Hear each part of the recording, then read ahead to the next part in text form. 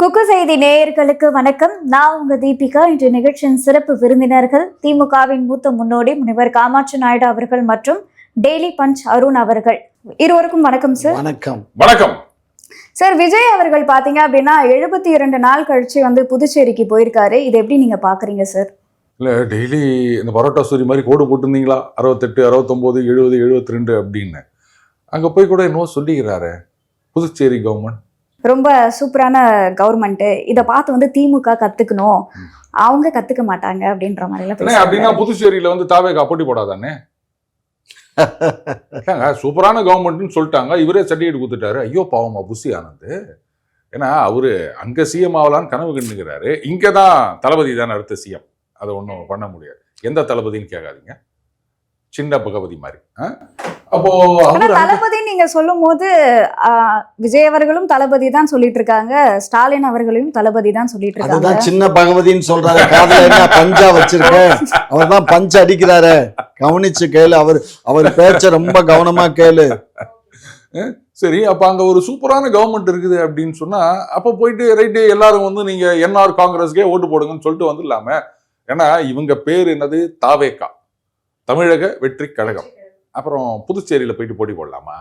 அங்கே கேட்பாங்களா மாட்டாங்களா? அதாவது இங்கே தமிழகம் அப்படின்னாலே அங்கே கொஞ்சம், ஏன்னா ஏற்கனவே ஒரு தடவை அண்ணனுக்கு தெரியும்னு நினைக்கிறேன், இந்த மாதிரி பாண்டிச்சேரியை தமிழகத்தோடு இணைக்கணும் அப்படின்னு சொன்ன உடனே ஜனங்கள்லாம் கடுப்பாயிட்டாங்க. ஞாபகம் இருக்கானே? அதனால நீங்க போயிட்டு தமிழக வெற்றி கழகம் எங்களுக்கு ஓட்டு போடுங்க அப்படின்னா ஒன்றும் தேராது. அதனாலேயே ஒரு வாக்கு அவர் கொடுத்துட்டாரோ சார். அதுக்கும் அவர் ஒன்று சொல்லியிருக்காரு. இப்போ அங்க இருக்கிறவங்க எல்லாம் அதாவது டிஎம்கே குறிப்பிட்டு சொல்லியிருக்காரு, அவங்க தான் தமிழகம் வேறு புதுச்சேரி வேறுன்னு பார்ப்பாங்க, ஆனா நம்ம அப்படி பார்க்க மாட்டோம், எல்லாருமே நம்மளுடைய தமிழ் மக்கள் தான் அப்படிலாம் பேசியிருந்தாரு. யாருமே அவருக்கு சொல்லி கொடுக்கலான்னு நினைக்கிறேன், பழைய வரலாறெல்லாம். அது சரி, கூட இருக்கவங்களுக்கு தெரிஞ்சாதானே சொல்லி கொடுக்கறது. தமிழகமும் பாண்டிச்சேரியும் ஒண்ணுன்னு சொல்லிட்டாரா, முடிஞ்சது. ஒரு பையன் அவங்க வேற வேறவா பாப்பாங்க, வேற வேற கிடையாது, ஒன்றாதான் பாக்குறோம்னாலே முடிஞ்சு போச்சு, அவ்வளவுதான். இனிமே தாவேகா அங்க டெபாசிட் தேராது. ஐயோ பாவம் புஷி ஆனந்த். ஆனா இன்னொரு விஷயம் தெரியுமா உங்களுக்கு?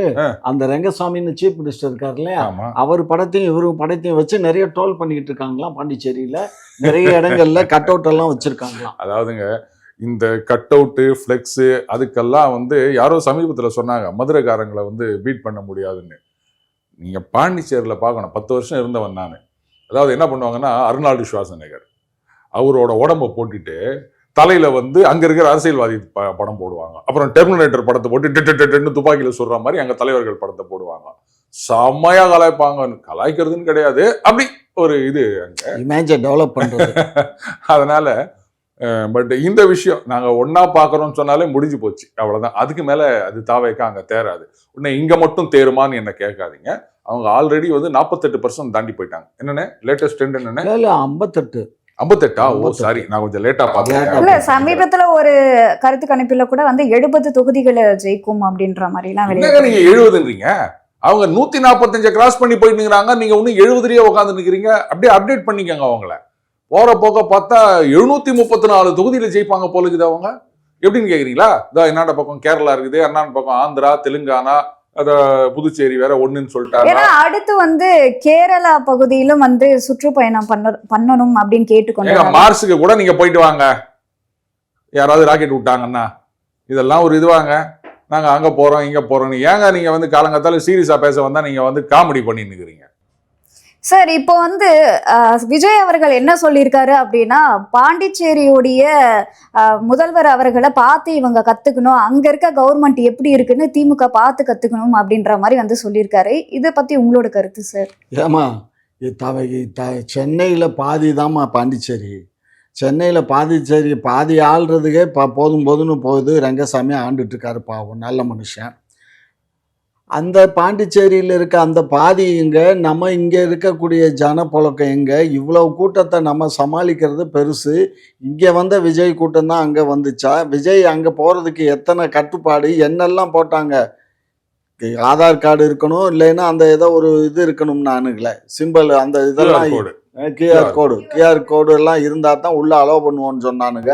இந்த மாதிரி எல்லாம் பண்ணாக்க எல்லா இடத்துலயும் ஒரு கட்டுப்பாடா இருக்கும். நீங்களும் வந்து அந்த மாதிரியான கட்டுப்பாடுகளை விதிச்சிருக்கணும் இல்லையா? அந்த கட்டுப்பாடை வந்து ஒரு ரோடு சொல்ல போய் என்ன தப்பு பண்ணுவோம்? ரோட்ல போகையில ஊரு போய் எல்லாம் தான் வருவான், கட்டி ஏறிட்டு வருவான். அதை போய் பண்ண முடியுமா? ரோடு ஷோல தான் இந்த மாதிரி ஆச்சு.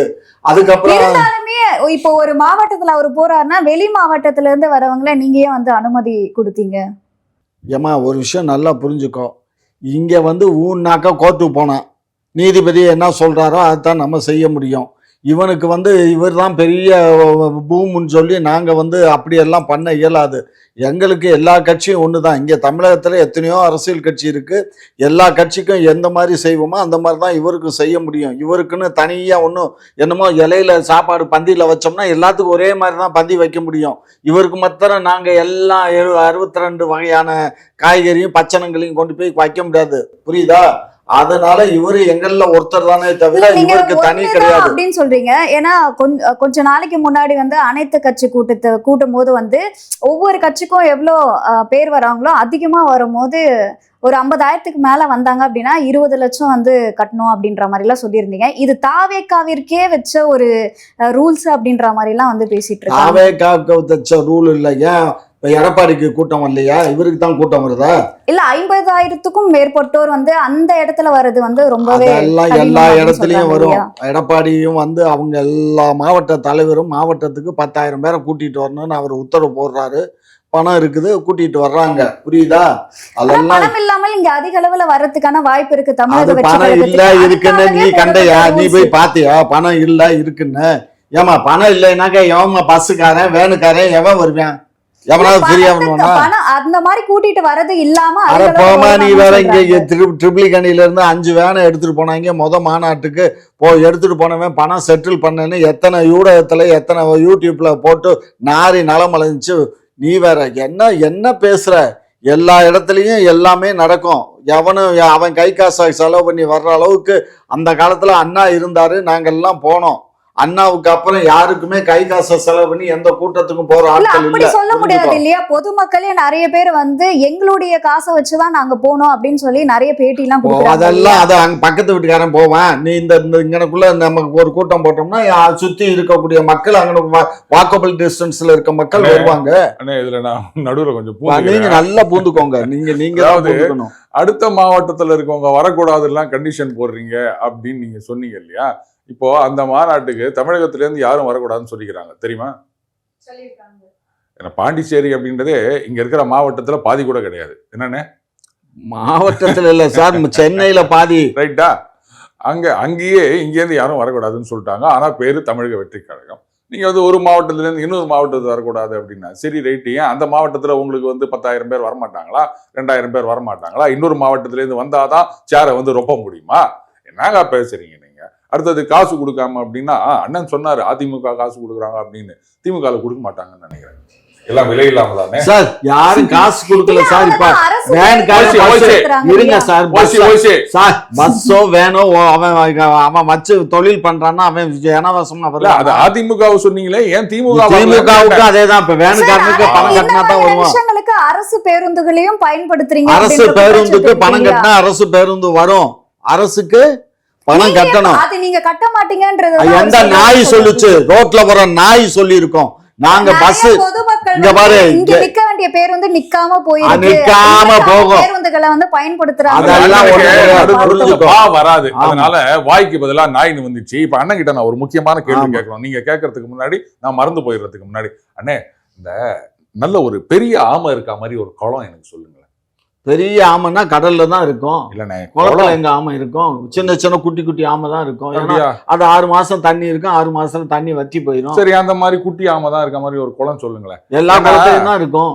இல்ல ஏதாவது ஒரு இடம் சொன்னீங்கன்னா, ஏன்னா ஒரு இடத்த போய் நான் சர்வே பண்ணிட்டு வந்து சர்வே லிஸ்ட் கையில வச்சிருக்கேன். அதனால இங்க இருக்கு அங்க இருக்குன்னு நான் சொல்றதுக்கு தெரிஞ்சா சொல்லுவீங்கன்னு பார்த்தேன். ஏன்னா அது நம்ம ஃப்ரெண்டு ஒருத்தர் சொன்னாரு, என்னங்க ஒரு மாதிரி இருக்கு அப்படின்னா. அவர் என்ன சொன்னாரு, இந்த மாதிரி ஒரு ஆமையை பிடிச்சி அதுக்கு வந்து மஞ்சள் குங்குமம் எல்லாம் வச்சு அதுக்கு பூஜை பண்ணி மறுபடியும் அதை குளத்துல விட்டுட்டீங்கன்னு சொன்னா உங்ககிட்ட இருக்க ஆமையெல்லாம் அத்தோட போயிடும். இயலாமை, ஆற்றாமை, பொறாமை, முயலாமை, இந்த ஆமையெல்லாம் உங்களை விட்டு போயிடும். நீங்க வந்து அப்படியே ரொம்ப இதுவா இருப்பீங்க அப்படின்னு சொன்னாரு.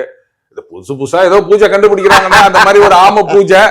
அதான் உங்களுக்கு நீங்க தான் எல்லா இடத்துலயும் சுத்துறவராச்சே, உலகம் சுற்றும் வாலிபனாச்சே.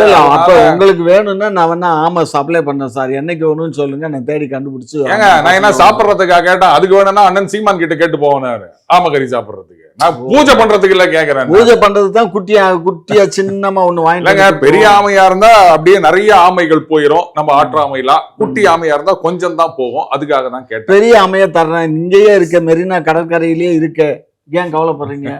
அதான் கடல்ல இருக்க ஆமையெல்லாம் பிடிக்க முடியாதுன்னு.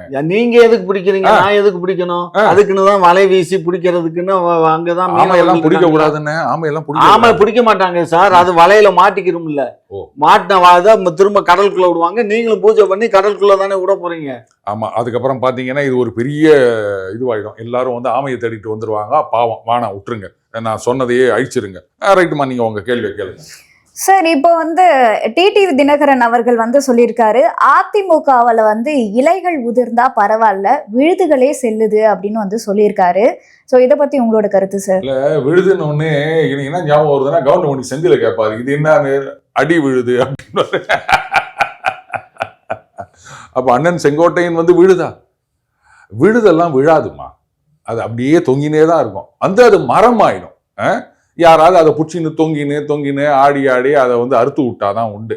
மற்றபடி விழுதெல்லாம் எங்கேயும் போகாது. அப்படி பார்க்க போனா அதிமுகல ஏராளமான விழுதுகள் இருக்காங்க. அந்த விழுதுகள் தான் மரத்தை தாங்குகின்றது அப்படின்னு சொல்லுவாங்க. ஆனா விழுதுகள் போனாலும் அந்த அடிமரம் இருக்குது. அதுதான் வந்து அந்த இரட்டை இலை அப்படின்ற சின்னம். அதிமுக அப்படின்ற ஒரு ஆர்கனைசேஷன்.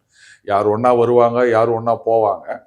என்ன ஒண்ணு அங்க இருக்கவங்க அந்த கட்சியோட நலன் முக்கியம் அப்படின்னு நடந்தாங்கன்னா அது அப்படியே நிற்கும். செங்கோட்டையன் அவர்களை தொடர்ந்து நிறைய தொண்டர்களுமே தமிழக வெற்றி கழகம்.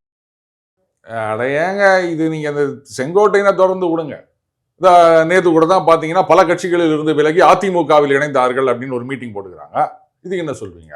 அதே மாதிரி இந்த பக்கம் அண்ணன் போகும்போது இது மாதிரி பல கட்சிகளில் இருந்து விலகி திமுகவில் சேர்ந்தார்கள் அப்படின்னு போட்டோ போடுவாங்க. நீங்க என்ன பண்ணுங்க, இந்த பத்திரிகையில வர போட்டோவெல்லாம் அப்படியே கட் பண்ணி வச்சுக்கோங்க. அதுல பாத்தீங்கன்னா இங்கேருந்து கிளம்பி அங்க போனார் அப்படின்னு சொன்னவர் இன்னொரு இடத்துலயும் இருப்பாரு. அதுக்கு இன்னும் சில பேர் இருப்பாங்க. அதெல்லாம் ஒரு ஆப்டிக்ஸ் தான். டிஎம்கேல இருக்கிறவங்க தமிழக வெற்றி கழகத்துல இருக்க மாதிரி இருக்கும். அதுக்கப்புறம் பார்த்தா நிஜமாவே அவங்க டிஎம்கே ஒண்ணுதான், அவ்வளவுதான். இதுதான் நம்ம அந்த பரோட்டா சூரி படத்துல பாக்கலையா, அந்த மாதிரி தான். அந்த தேர்தல் நேரத்துல இது நிறைய நடக்கும். செங்கோட்டையன் அவர்கள் போனதுனால என்ன ஒரு 10 லட்சம் பேர் அந்த பக்கம் போயிடுவாங்களா? என்னங்க இது? இருந்தாலுமே சில எண்ணிக்கைகள் அந்த பக்கம் போயிருக்கு இல்லையா? ஆமாங்க, அதான் சொல்றேன். அதை காம்பன்சேட் பண்ணதுக்கு பல கட்சிகள்ல இருந்து இந்த பக்கம் அதிமுக வந்துட்டாங்க. அவங்க ஒரு மீட்டிங் போட்டாங்க. இதுக்கு என்ன பண்ணுவீங்க நீங்க? சார், இதை பத்தி உங்களோட கருத்து? ஆமா, நான் தான் சொல்றேன். ஈரோட்லயே ஒரு 4 நாளைக்கு முன்னாடி எடப்பாடி பழனிசாமி மிக பிரம்மாண்டமான ஒரு பொதுக்கூட்டத்தை போட்டு நாய் நரமழிஞ்சு போற அளவுக்கு செத்த நாய் கூட வீசும், அந்த அளவுக்கு வீசும். அந்த இவரை வந்து அந்த அளவுக்கு பேசி விட்டாரு எடப்பாடி பழனிசாமி. ஸோ அதனால நான் என்ன சொல்றேன், அவங்க உட்கட்சி விவகாரம். அவர் அந்த கட்சியிலேருந்து விலகி இந்த கட்சியில் எவன் பொண்டாட்டி எவனோட போனால் எனக்கு என்னம்மா, இதெல்லாம் நாரப்பயிலுவ பண்ணுற வேலைம்மா, இதெல்லாம் நமக்கு தேவையில்லைம்மா. இதை கூட விடு. நேற்று கூட ஒருத்தர் முந்தா நாள் வழி நான் திமுக தான், எனக்கு மூச்சு உயிர், எனக்கு அண்ணா கலைஞர் அப்படின்னுகிட்டு இருந்தாரு. திடீர்னு பார்த்தா எனக்கு தம்பி தாவேக்கா அவர் தான் எனக்கு தலைவர், அவர் தான் உயிர், அவர் தான் என்னுடைய மூச்சுன்னு விட்டு இப்ப அங்க போய் மூச்சு விட்டு சொல்றீங்க சார். கொடுத்தீங்களா? நாங்க எதுக்கு சார், நீங்க ஒரு கட்சியை கொண்டு இணைச்ச நானே இந்த இங்கதான் உட்காந்து பேசிட்டு இருக்கேன். எனக்கே அதான் மரியாதை. இவருக்கு என்ன மரியாதை? அவருக்கு என்னவா கார் கொடுத்தாங்க? அதான் ஜெயலலிதா கட்சியில இருக்கிற வரைக்கும் தான் உங்களுக்கு கார் கொடுப்பாங்க. வேலையில இருந்த போஸ்டிங்ல இருக்கிற வரைக்கும் தான் உங்களுக்கு அபிஷியல் கார் வரும். அதை விட்டு வெளில போனா உங்களுக்கு கொடுப்பாங்களா? அபிஷியல் கார் இல்ல சார், அதான் ஒரு அவர் பாருங்க தலைமை கழகத்தின். சும்மா இல்ல, நீங்க சும்மா இல்லாம போயிட்டு அம்மா வரட்டோன்னு காத்திருந்தோம் அப்படின்னு சொன்னா சும்மா இருப்பாங்களா? அதான் காரையும் பிடிங்கிறாங்க, பதவியும் பிடிங்கிறாங்க, துரத்தி விட்டாங்க. சரி, அங்கேயிருந்து இங்க வந்தாரு, நீங்க ஏதாவது கொடுத்து கவனிச்சிருக்க வேணாம். அவர் புலம்புறாருங்க, ஊடகவியலாளர்னு சொல்லிட்டு கொண்டு 4 கோடிக்கு சொத்து சேர்த்துட்டோம், வீடு கட்டிட்டு இருக்கோம் அப்படின்றாரு. நான் வந்து இப்படி பேசிட்டு இருக்கேன். ஐயோ பாவம் அவ்வளவு தூரம் சொல்லியும் நீங்க எதுவும் கொடுக்கல அப்படின்னு அவரே சொல்றாரு. அங்கெல்லாம் ஒன்றும் பேராது, கொடுக்க மாட்டாங்க அப்படின்றாரு. என்கிட்ட ஒரு முறை நான் பேசும்போது சொன்னாரு, நான் வயலை விற்கிறதுக்காக இங்கே வந்திருக்கேன் ஊருக்கு, பொண்ணுக்கு கல்யாணம் வச்சுருக்கேன், பணம் இல்லை, அதனால இந்த வயலை விற்று தான் நான் கல்யாணம் பண்ணணும் அப்படின்லாம் சொன்னார். வறுமையில் இருக்கார். வறுமைன்னா கஞ்சிக்கு இல்லாமல் இல்லை, பட் ஒரு காருக்கு இல்லாமல் ஒரு கார் இல்லாமல் இருந்தார். அது இப்போ அவருக்கு ஏதோ பிஎம்டபிள்யூ அந்த மேடம் சொல்லிட்டு போனாங்கல்ல போகிற போக்கில் பிஎம்டபிள்யூ கார் தரேன்னு இருக்காங்கன்னு.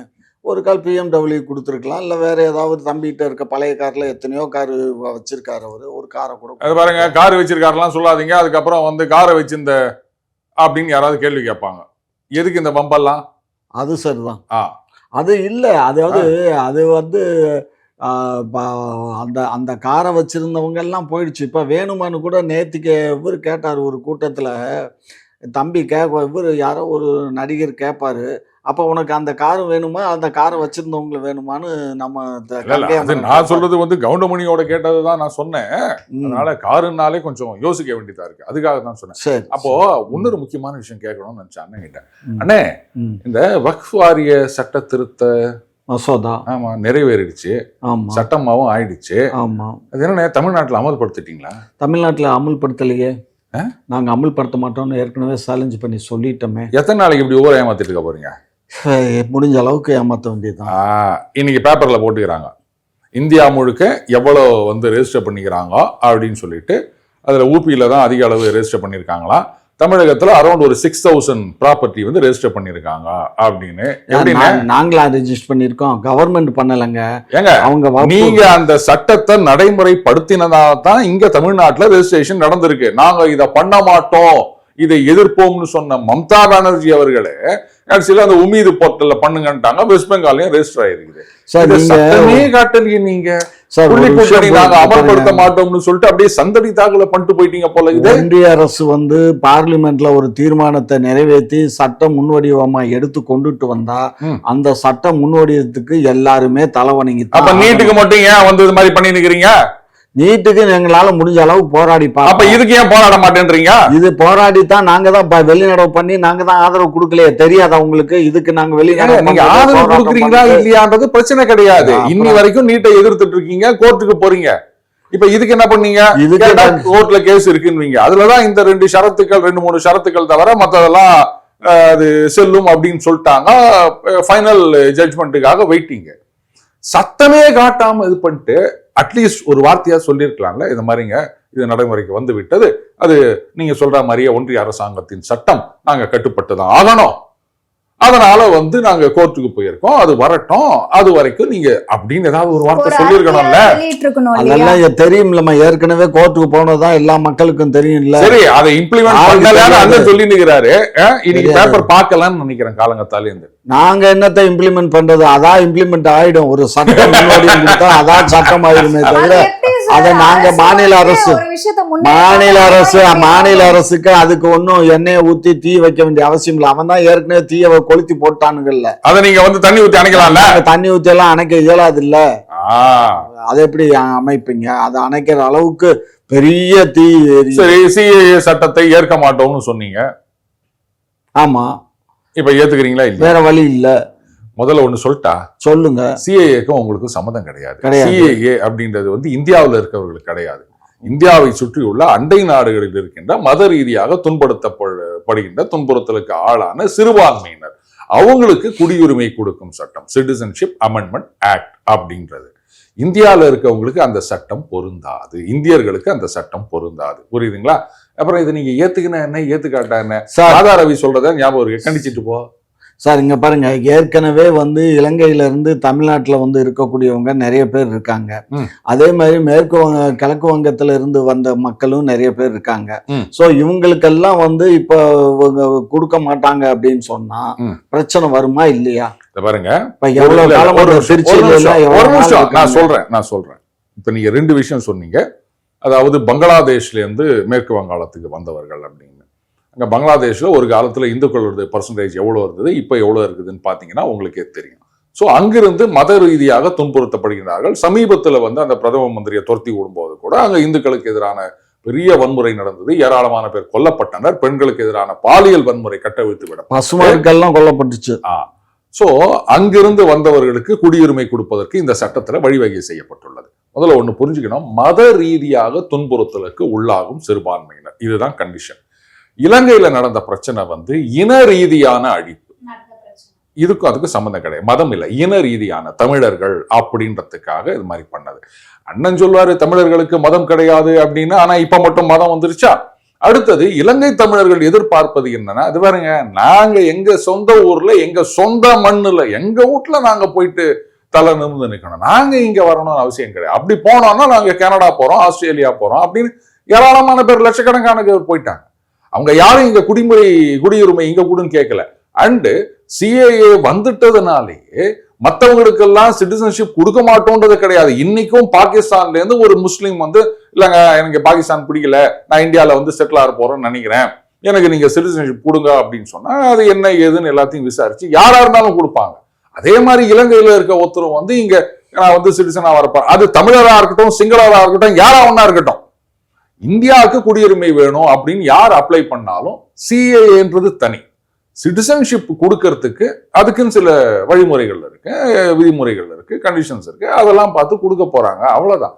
இதுல என்ன வந்தது, நாங்க சிஏஏவை எதிர்க்க மாட்டோம். அப்புறம் எதுக்கு சார் தனிமை சிறையில வச்சிருக்க மாதிரி ஓபன் சிறையில எதுக்கு சார் திருச்சியில இவ்வளவு நாளா இலங்கை தமிழர்களை அடைச்சு வச்சிருக்கீங்க? சரி, இப்ப இலங்கையில அமைதி வந்துருச்சா இல்லையா? அமைதி வந்துருச்சு, ஏன் அவங்களுக்கு அவங்க போக மாட்டேங்க, ஏன் அவங்கள அனுப்புங்க, நீங்க தானே அனுப்பணும். ஏங்க நாங்க எங்க அனுப்புறது? அவங்க வந்து சார் நான் இங்க ஊருக்கு திரும்பி போறோம்னா போறாங்க, அவ்வளவுதான். நீங்க தான் அனுப்பணும், நீங்க தான் தமிழ் இந்திய அரசு தான் இங்க இருக்க வேண்டாம், நீங்க எல்லாம் போங்க, திருப்பி கப்பல்ல ஏத்தி அனுப்பணும். இல்லைன்னா புரியுதுங்களா? அவங்கள அப்ளை பண்ண சொல்லுங்க, நாங்க திரும்பி அப்ளை எதுக்கு பண்ணணுங்க? அவங்க வந்து அவங்கள புடிச்சு கைதிகளா தானங்க வச்சிருக்கீங்க. கைதிகளா யாரும் வைக்கல, ஓபன் சிறை என்ன கைதியா இல்லைனாலும் ஓபன் சிறையில தானே வச்சிருக்கீங்க.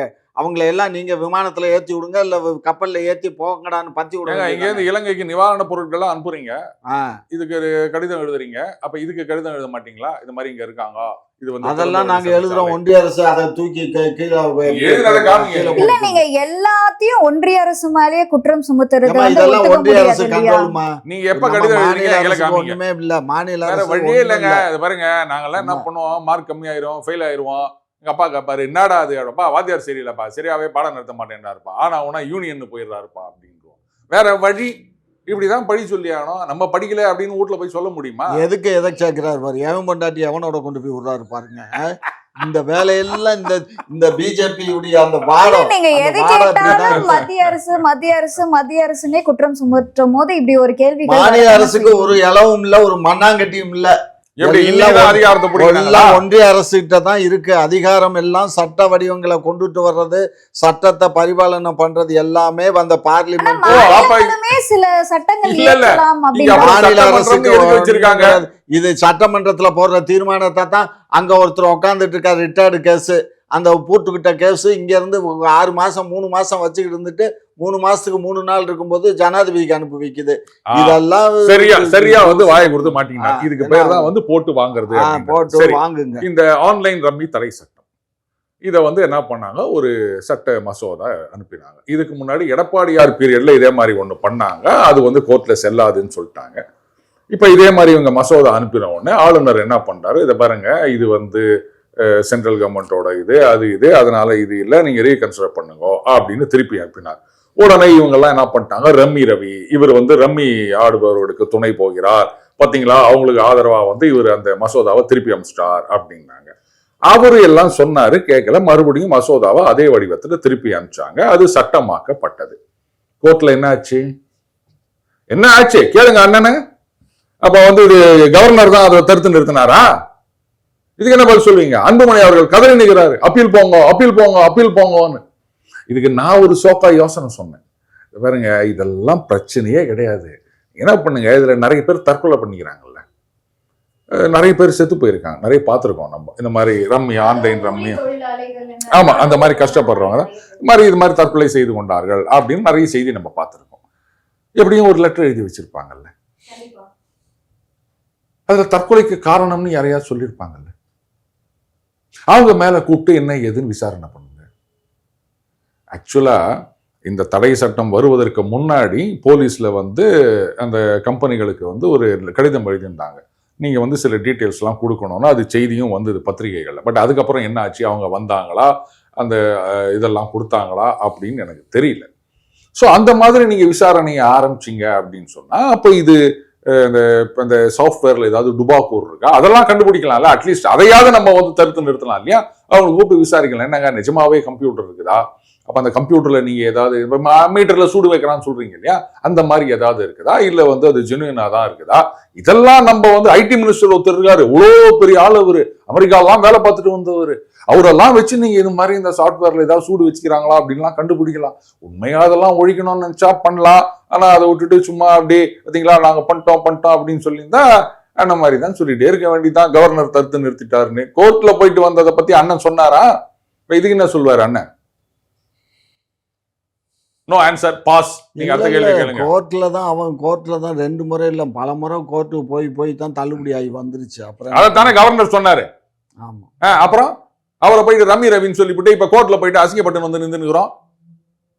என்ன பண்றது, எல்லா நீதிபதிகளும் வேற மாதிரி இருக்காங்கல்ல, ஒவ்வொரு நீதிபதியும் ஒவ்வொரு மனநிலையில இருக்காங்க. ஏங்க மனநிலைக்கு இதுக்கு சம்மந்தமே கிடையாதுங்க. முதல்ல எடப்பாடி அவர்கள் பீரியட்ல போகும்போது அவங்க அதை தான் சொன்னாங்க, இது செல்லாது அப்படின்னாங்க. மறுபடியும் நீங்க அதே தப்ப பண்ணிவிட்டு திருப்பி ஒரே தப்ப பண்ணீங்க, ரிசல்ட் மட்டும் வேற மாதிரி வரும் நினைச்ச வேலைக்கு அளவு கல்ல வந்து சர்வேப்ப கல்ல வந்து தீபம் ஏத்துற கல்லு அப்படின்னு சொல்ற ஜட்ஜுகளும் இந்த நாட்டுல தானே இருக்காங்க. அப்படியா? அந்த கல்லை போய் பாத்துக்கிறீங்களா நீங்க? நாங்க அந்த கல்லுல வந்து என்னென்னலாம் வந்து சிற்பம் இருக்குன்னு தெரியுமா உங்களுக்கு? சரி, நான் ஒண்ணு கேக்குறேன், அது சர்வே கல்லாவே இருக்கட்டங்க. சர்வே கல்ல விளக்கேத்தினா உங்களுக்கு ஏன் எரியுது? சர்வே கல்ல விளக்கேத்தினா உங்களுக்கு ஏன் எரியுது? ஏங்க நடைமுறையில இல்லாத ஒண்ணு என்னத்துக்கு? நடைமுறையில இல்லாததெல்லாம் சொல்லாதீங்க. 100 வருடம் முன்னாடி வந்து அதுல ஏத்தி இருக்காங்க. நடைமுறை இல்லாததெல்லாம் இப்ப நான் வந்து ஆம பூஜை பண்ண போறேன்னு சொல்றேன். இல்ல நான் ஆம பூஜை பண்ண போறேன்னு சொல்றேன், அண்ணனே வந்து பூஜைக்கு ஏற்பாடு பண்றேன்னாரு. இது நடைமுறையில இல்லாததான். இது வரைக்கும் ஆம பூஜை கேள்விப்பட்டீங்களா நீங்க? தனிப்பட்ட முறையில நீங்க என்ன வேணாலும் பண்ணலாங்க. ஒரு ஊரை கூட்டு பண்ணும் போது தானங்க ஊரை கூட்டு பண்றதுன்னா அது பாருங்க, ஊர் கூடி தேவை இருக்கணும்னு சொல்லுவாங்க. அதுதானே வந்து இது தேர இல்லைங்க. அப்புறம் போய் இல்லாத ஒண்ண போய் நாம அந்த இடத்துல தீபம் ஏத்துனா உங்களுக்கு ஏன் எரியுது? அது யாருக்கு சொந்தம்? இங்க யாருக்கு சொந்தம்? நம்ம இவங்க இந்துக்களுக்கு தான் சொந்தம். அவ்வளவுதானே. அவ்வளவு சொந்தமான இடத்துல தீபம் ஏத்துறாங்க, உங்களுக்கு ஏங்க எரியுது? தீபம் எல்லாரும் போய் ஏத்த முடியாதுங்க. ஆதம விதின்னு நீங்க தான் கட்டி அழுகுறீங்களே. ஆதம விதிகளை பத்தி கட்டு அழுகுற நீங்க விநாயகர் இதுக்கு முன்னாடி 100 ஆண்டு காலமா அங்கதானே கார்த்திகை தீபம் ஏத்தப்படுது. அது அந்த பூசாரிகளால அங்க இருக்கக்கூடிய கோயில் தக்கார்களால நடத்தக்கூடிய ஒரு நிகழ்வு. அதை போய் நீங்க போய் நாம மலையில தான் பண்ணணும். இவங்கள்ட்ட நீங்க கோரிக்கை வைங்க, ஐயா இங்க ஏத்தவனா நீங்க அங்க ஏத்துங்கன்னு சொல்லி கோரிக்கையை வச்சு அவங்கள்ட்ட கேளுங்க. கோயில் நிர்வாகத்திட்டம் கோயில் நிர்வாகத்தினரும் அர்ச்சகராகலாம் அப்படின்ற சட்டத்தை நிறைவேற்றி விட்டோம் அப்படின்னு சொல்லிக்கிறீங்க. மறுபடியும் இந்த மாதிரி இந்த தாடி வச்ச ஆளுங்க தானே அங்க போய் உட்காந்துக்கிட்டு அதுக்கு தடை உத்தரவு போட்டு வச்சிருக்கீங்க. நான் கேக்குற கேள்வி அந்த மாதிரி இங்கேயும் ஆகம விதியை பிரேக் பண்ணுங்க. அதை யாராவது போயிட்டு ஆகம விதியை நாங்க எப்படி பிரேக் பண்ண முடியும்? சட்டம் போடும்போது அதெல்லாம் நீங்க தானே சொன்னீங்க சார். எல்லாத்துக்கும் நாங்க பண்ண முடியாதுங்க. எல்லாத்துக்கும் பண்ண முடியும்னா எதுக்கு பண்ணுவீங்க? ஏற்கனவே இது வந்து இது வரையும் போயிருக்கு, எங்க வரையும் போயிருக்கு, லண்டன் கோர்ட் வரையும் போய் வந்திருக்கு வரட்டும். ஆகையினால நீங்க இப்ப இங்க சார் ஒரு சிம்பிளான விஷயம் சார். அங்க கொடி இது தீபம் ஏத்துறதுக்கு அங்க என்ன பண்ணணும்? கவர்மெண்ட்ல நீ ரெக்கோசியேஷன் கொடுக்கணும். அந்த கோயிலுடைய HRNC வந்து முடிவெடுக்கணும். அங்க இருக்க பட்டர்கள்லாம் விசாரிச்சு அதெல்லாம் ஆதம விதிகள்லாம் இதுல இருக்கா வைக்கலாமான்னு பார்க்கணும். பார்த்து தான் அதை பண்ண முடியும். திடீர்னு தனிப்பட்ட ஒரு நபர் வந்து நான் இங்கதான் ஏத்தணும்னு கோர்ட்ல போய் ஒரு கேஸ் போட்ட உடனே 12 மணி நேரத்துல கிடையாது, பல வருடமா நடந்து கொண்டிருக்கு. அதெல்லாம் ஒண்ணு கிடையாது. 2014 உங்க அமைச்சரே தான் சொல்லிக்கிறாரு, நாங்க 2014 தீர்ப்பும் படி நடக்கிறோம் அப்படின்னு சொல்லிக்கிறாரு. சோ அப்பவும் கோர்ட்ல கேஸ் போயிருக்குது. 11 வருஷம் பெண்டிங்ல தான் இருக்கு. அதான் நடைமுறையில சொல்லாதீங்க. 2014 தீர்ப்பு படி நடக்கிறோம்னு அமைச்சர் சொல்லி. ஆமா, அப்புறம் வந்து இப்ப திடீர்னு போனாருன்னு நீங்க சொல்றீங்க. அப்ப 2014 ஒரு தீர்ப்பு வந்திருக்குது இல்ல? 2014 என்ன சொன்னாங்க? இதுவரை எப்படி நடந்துச்சோ அதுபடிதான் நடக்கணும்னு சொல்லி இருக்கு. அதனால விநாயகர் கோயில்கிட்ட தான் ஏத்தணும்னு தான் சொல்லி இருக்கு. ஏத்தி இருக்கு. சரிங்க, இப்ப நான் ஒண்ணு கேக்குறேன். நீங்க வந்து புதுசா ஒரு சட்டம் கொண்டு வரீங்க.